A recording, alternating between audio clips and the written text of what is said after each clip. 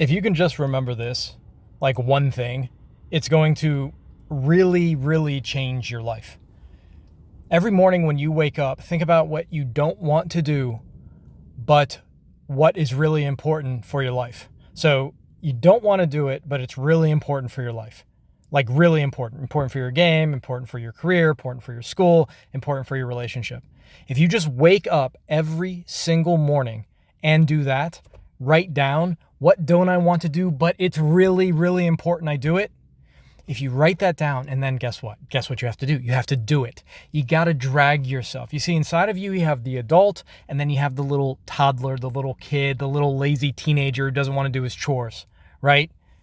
You have to just like, it almost feels like you're literally dragging your own self out of bed or out of your apathy or out. It's so, I guess that's what willpower is, right? You grab yourself and you pull yourself out of the childish, adolescent, bored, lazy, apathetic, it won't work, that attitude. You just pull yourself out of it and you get to work. It feels disgusting. It feels uncomfortable. It feels wrong, but it's so right. If you could just do that, when you wake up, roll over and go to Basketball Brain and do your mental training, or just do your own mental training. Wake up, work out, right? Wake up, work out. Get your shots in. As soon as you wake up, the alarm goes off. You don't want to get up. You have to almost you got to slap yourself, the little kid in you, the lazy little kid, and just get up. You just got to work. You get off of school and you want to hang out with your friends, but you should go lift weights. You should be at the gym and get your jump shots up. You just got to pull yourself away from the small you, the lazy you, the little kid you, and be an adult and get to work. And you know what's crazy is you'll find the kid actually is glad that you made the kid do it. Because you start working out, you start doing the project, you finish a workout, you feel so much better. It's like eating healthy. You go hang out, you skip your things. It feels good for the moment, but it's junk food and your life is stalled. It's like you're a plane, you're flying, and then you hit a stall. And you just quit and you fall out of the sky. You like a leaf, like a plane falling like a leaf. That's what I see so many athletes look like. So many students, so many entrepreneurs, right? They just will not do what they need to do.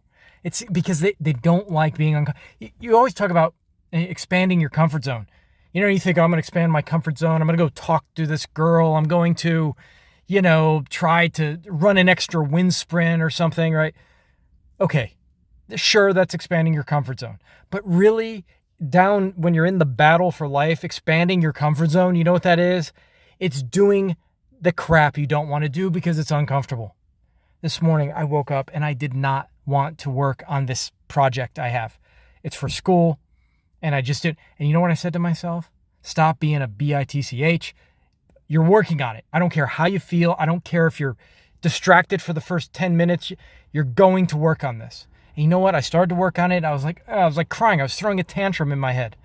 I released on that emotion. And then I just said, and then suddenly, guess what happened? I told myself, just go for an hour.